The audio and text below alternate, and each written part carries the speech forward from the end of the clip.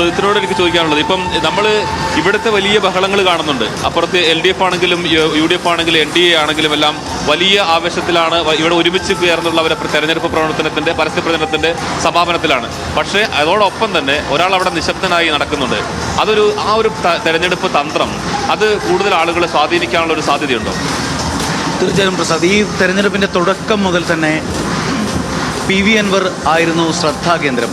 അതായത് ശരിക്കും ആദ്യം PV അൻവർ UDF സമവായ ചർച്ച പൊളിഞ്ഞതിൻ്റെ പിന്നാലെയാണല്ലോ അദ്ദേഹം ഇവിടേക്ക് ഒരു സ്ഥാനാർത്ഥിയായിട്ട് വരുന്നത്. അതിനു മുമ്പ് ആദ്യം ഇപ്പോൾ 25-ാം തീയതി, കഴിഞ്ഞ മാസം 25-ാം തീയതി തെരഞ്ഞെടുപ്പ് പ്രഖ്യാപിച്ചു. ഇന്നിപ്പോൾ 17 ആവുന്നതേ ഉള്ളൂ. വളരെ കുറച്ച് ദിവസങ്ങൾ മാത്രം തുടർന്ന് പോകുന്ന ഒരു പ്രചാരണമായിരുന്നു ഇത്. തൊട്ട് 1-2 ദിവസത്തിനുള്ളിൽ തന്നെ ആര്യാടൻ ഷൗക്കത്തിനെ UDF പ്ലേസ് ചെയ്യുകയാണ്. അവിടെ പല തർക്കങ്ങളുണ്ടെങ്കിലും അൻവർ അപ്പോഴും ഉയർത്തുന്ന സ്ഥാനാർത്ഥിയെ വേണ്ട എന്ന് വെച്ചിട്ട്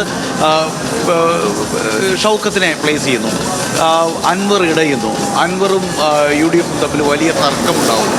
അതിന് പിന്നാലെ ഇങ്ങോട്ട് വന്നിട്ടുള്ള ഓരോ ഘട്ടത്തിലും ഈ തെരഞ്ഞെടുപ്പിൻ്റെ ശ്രദ്ധാകേന്ദ്രം അൻവറാണ്. ഒരു ഘട്ടത്തിൽ അദ്ദേഹം പറയുന്നത്, എൻ്റെ കയ്യിൽ പൈസ ഇല്ല, ഞാൻ മുച്ചൂടും മുടിഞ്ഞു പോയിരിക്കുന്നു, എൻ്റെ കഴുത്തിൽ 2 സൈഡിലും കത്രികയിട്ട് പിടിച്ച പോലെയാണ് എന്നൊക്കെ പറയുന്നു. ദിവസങ്ങൾക്ക് ശേഷം അദ്ദേഹം വീണ്ടും ഈ തെരഞ്ഞെടുപ്പിൽ മത്സരിക്കാൻ പോവുകയാണെന്ന് പ്രഖ്യാപിക്കുന്നു. ഒരു ചായ വാങ്ങി കുടിക്കാൻ, ഒരു ഷർട്ടിലെക്കാൻ പൈസ ഇല്ല എന്ന് പറയുന്ന ആൾ നേരത്തെ പറഞ്ഞ അതേ കത്രിക ചിഹ്നത്തിൽ ഇവിടെ വന്ന് മത്സരിക്കുന്നു. അതിനുശേഷം ഇന്നോളം അദ്ദേഹത്തിൻ്റെ തെരഞ്ഞെടുപ്പിൽ കൊണ്ടുവന്ന വ്യത്യസ്തകൾ ആദ്യഘട്ടത്തിലൊക്കെ ഇത് ഡയറക്റ്റായിട്ടുള്ള ഒരു LDF UDF ഫൈറ്റ് എന്നുള്ള രീതിയിൽ വരുന്നു. ആദ്യഘട്ടത്തിൽ അങ്ങനെ പോലുമല്ല.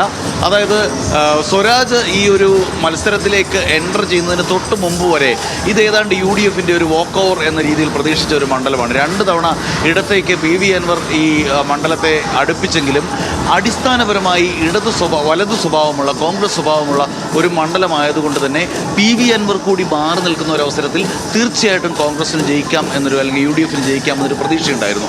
അവിടെയാണ് വളരെ പതിയെ PV അൻവർ ഈ മേഖലയിലേക്ക് കയറി പ്രവേശിക്കുന്നത്. അതിനുശേഷം വളരെ പെട്ടെന്ന് അദ്ദേഹം തന്ത്രങ്ങൾ മാറ്റി പയറ്റുന്നത്, കളങ്ങൾ മാറ്റി ചവിട്ടുന്നത്, മത്സരിക്കാൻ ഇല്ലെന്ന് പറയുന്നു. VD സതീശനെതിരായിട്ടുള്ള ഒരു തെരഞ്ഞെടുപ്പ് പ്രചാരണമായി ക്രമേണ അദ്ദേഹത്തിൻ്റെ പ്രചാരണം മാറുന്നു.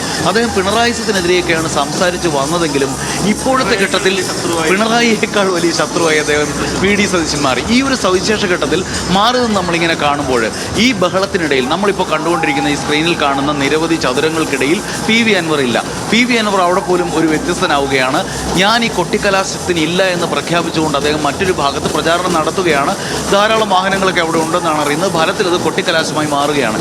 എങ്കിൽ പോലും PV അൻവർ പറയുന്നു, അദ്ദേഹം ഞാൻ ജനങ്ങളെ ബുദ്ധിമുട്ടിക്കാൻ തയ്യാറല്ല. അപ്പോൾ 2 ദിവസത്തെ മുമ്പിലത്തെ കാര്യം നമ്മൾ ഓർക്കണം.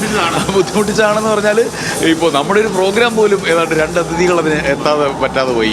രാത്രിയിൽ നമ്മുടെ പൊളിറ്റിക്കൽ മാസ് നടത്തും. അതായത് യൂസുഫ് പത്താനെ എത്തിച്ച് ഈ നിലമ്പൂരിനെ അക്ഷരാർത്ഥത്തിൽ വീണ്ടും ടെസ്റ്റ് കളിക്കുന്ന ഇവിടെയാണ്. അങ്ങനെ സ്തംഭിപ്പിച്ച് നിർത്തി അദ്ദേഹം ഇന്ന് വേറൊരു നമ്പർ എടുത്ത് പയറ്റുന്നു. അത് ഇന്ന് ഞാൻ ജനങ്ങളെ ബുദ്ധിമുട്ടിക്കാനില്ല എന്ന് പറഞ്ഞ് മാറി നിൽക്കുമ്പോൾ പോലും ഏതെങ്കിലും തരത്തിൽ വ്യത്യസ്തത സ്വന്തം പോക്കറ്റിലേക്ക്, സ്വന്തം പെട്ടിയിലേക്ക് വോട്ട് കൊണ്ടുവരാനുള്ള ശ്രമമാണ്. അത് കുറച്ചൊക്കെ ഫലിക്കുന്നു എന്ന് തന്നെ വേണം കരുതാൻ. ഇപ്പോൾ ഞാൻ ഒരു ചെങ്ങന്നൂർക്കാരനാണ്, തെക്കൻ കേരളക്കാരനാണ്. നമ്മൾ ജോലി ചെയ്യുന്ന നമ്മുടെ ഹെഡ് ഓഫീസ് കൊച്ചിയിലാണല്ലോ. കൊച്ചിയിൽ നിന്നും ചെങ്ങന്നൂരിൽ നിന്നും തിരുവനന്തപുരത്ത് നിന്നും ആളുകൾ PV അൻവറിനെ കാണുന്നത് പോലെ അല്ല നിലമ്പൂരിലെ ആളുകൾ PV അൻവറിനെ കാണുന്നത്. ഇവിടെ വന്ന് കഴിയുമ്പോഴാണ് മനസ്സിലാവുന്നത്. ഇടതുപക്ഷ ആൾക്കാരുടെ ഇടയിൽ പോലും UDFിൻ്റെ ഇടയിൽ പോലും കഴിഞ്ഞ 9 വർഷം അദ്ദേഹം നടത്തിയ പ്രവർത്തനങ്ങളിൽ അദ്ദേഹത്തിന് മതിപ്പുണ്ട്. അദ്ദേഹത്തിന് ഇവിടെ ഒരു സർക്കുലേഷൻ ഉണ്ട്.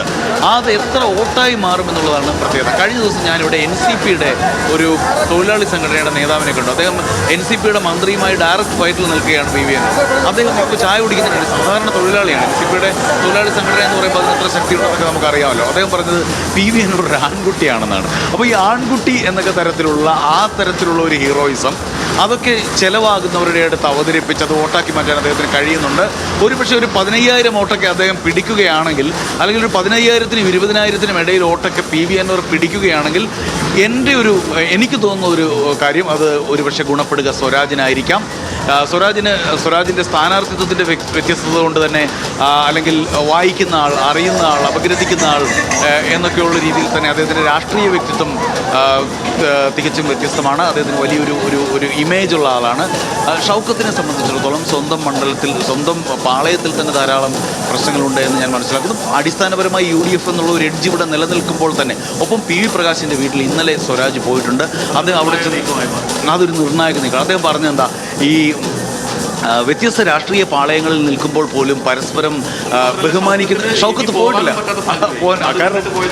പോയെന്ന് പറയും. നേരത്തെ അദ്ദേഹം പോയിട്ടില്ല. സ്വരാജിനോട് അത് ചോദിക്കുന്നുണ്ട്. സ്വരാജ് അപ്പോൾ പറയുന്നത് അത് ചർച്ചയാക്കണ്ട എന്നാണ്. അത് ചർച്ചയാക്കണ്ട എന്ന് സ്വരാജ് പറയുമ്പോൾ സ്വരാജ് ആ രാഷ്ട്രീയ മാന്യത പാലിക്കുന്നു. പക്ഷേ അത് ചർച്ചയാക്കേണ്ടത് പറയുമ്പോൾ അത് ചർച്ചയാക്കണം. അത് ചർച്ചയായി മാറുന്നു.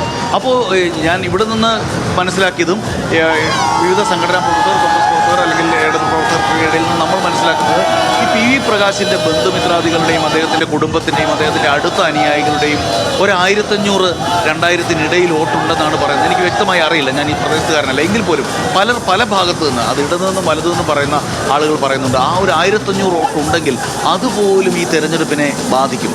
അപ്പോൾ PV അൻവർ ഈ അദ്ദേഹത്തിൻ്റെ പലവിധ നമ്പറുകൾ കൊണ്ട് ഒരു 15 വോട്ടിലേക്കൊക്കെ എത്തുകയാണ്. അതൊരു പക്ഷേ 20 പോവുകയാണെങ്കിൽ ഒരു എഡ്ജ് ഇവിടെ സ്വരാജിനുണ്ടാകും. ആ ഗ്യാപ്പിൽ സ്വരാജ് ജയിച്ച് കയറുമെന്നാണ് എനിക്ക് പ്രാഥമികമായി തോന്നുന്നത്.